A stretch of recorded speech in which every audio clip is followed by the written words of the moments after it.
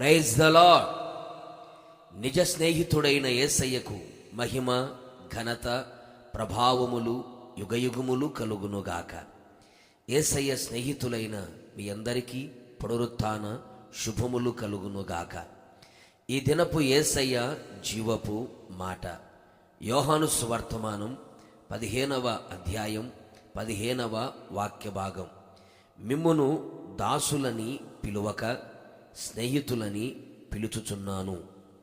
చిరకాలము యేసయ్యతో స్నేహము చేయాలని ఆశిస్తూ ఆత్మీయ యాత్రలో కొనసాగుచున్న యేసు స్నేహితులారా, మన యేసయ్య మంచి స్నేహితుడై ఉన్నాడు. దేవుడు మానవునితో ఎల్లప్పుడూ స్నేహము చేయాలనే కోరుకున్నాడు. మానవుని సృజించినది కూడా మానవునితో స్నేహము చేయుట కొరకే. ఈ ప్రపంచంలో ప్రతి మనిషి స్నేహ బంధముతో బంధించబడ్డారు. కొందరు మనుషులతో, మరికొందరు పక్షులతో, ఇంకా కొందరు జంతువులతో, ప్రకృతితో, మరికొందరు సెల్ఫోన్లతో స్నేహం చేస్తూ ఉన్నారు.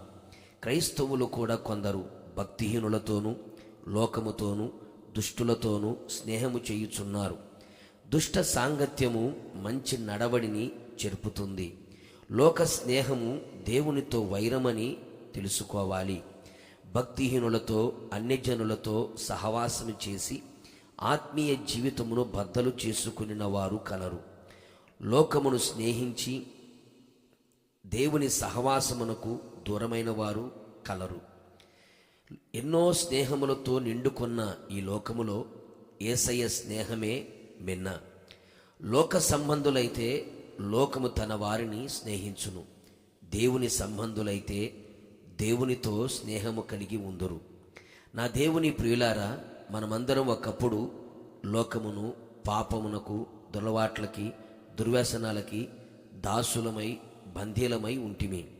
అయితే యేసయ్య మనలను ప్రేమించి, స్నేహించి, స్నేహబంధములతో బంధించి, ఆకర్షించి, పశువుల మీద కాడిని తీసినట్లుగా పాపపు కాడిని తీసి మనకు విశ్రాంతిని, నెమ్మదిని, సమాధానమును కలుగు చేసి మనలని గుణపరిచి, స్వస్థపరిచి, మనస్ఫూర్తిగా స్నేహించను. మహిమగల దేవుడికి మట్టి మనిషి అయిన మనము స్నేహితులుగా మారితిమి. మన యేసయ్య మనకు ప్రాణ స్నేహితునిగా ఉండి మన కొరకు ప్రాణమును సిలువలో పెట్టెను. నిజమైన స్నేహితునిగా ఉండి విడువక, ఎడబాయక అన్ని వేళలా మనతో కూడా ప్రేమించి స్నేహించుచుండెను. సహోదరుని కంటే మనలను హత్తుకొని వెన్నంటి ఉండే స్నేహితుడుగా ఉన్నాడు. ఆయన మన మేలు కోరే స్నేహితుడిగా ఉండి మనము తప్పులు, పొరపాటులు చేస్తే గద్దించి, బుద్ధి చెప్పి, గాయములు చేసి మన బాగోగును కోరుకునే స్నేహితునిగా ఉన్నాడు. యేసయ్య లాంటి మంచి మిత్రుడు ఈ ప్రపంచములో మనకు దొరకడు. కనుక ఆయన ఆజ్ఞలను గైకొనుచు ఆయనకు స్నేహితులమై ఉందుము. చిరకాలం ఆయనతోనే స్నేహము చేస్తూ ఆయన రాకడలో ఆయనతో కూడా ఉండేదము. ప్రార్థన. మేలు కోరే స్నేహితుడైన యేసయ్య, నీ పరిశుద్ధ పాదములకి కోట్లాది స్తోత్రములు. గత మాసమంతయు మీరు కాపాడుతూ వచ్చారు. నూతనమైన మాసములో ఈ మొదటి దినమున మీరు మాకిచ్చిన జీవపు మాట కొరకు స్తోత్రాలు. మమ్ములను మీ స్నేహితులుగా మార్చుకున్నందుకై, స్నేహితుడా అని పిలిచినందుకై మీకు స్తోత్రములు. దాసులుగా ఉన్న మా జీవితాలకి స్నేహితుడిగా ఉన్నతమైన అనుభూతిని మీరు కలుగు చేశారు.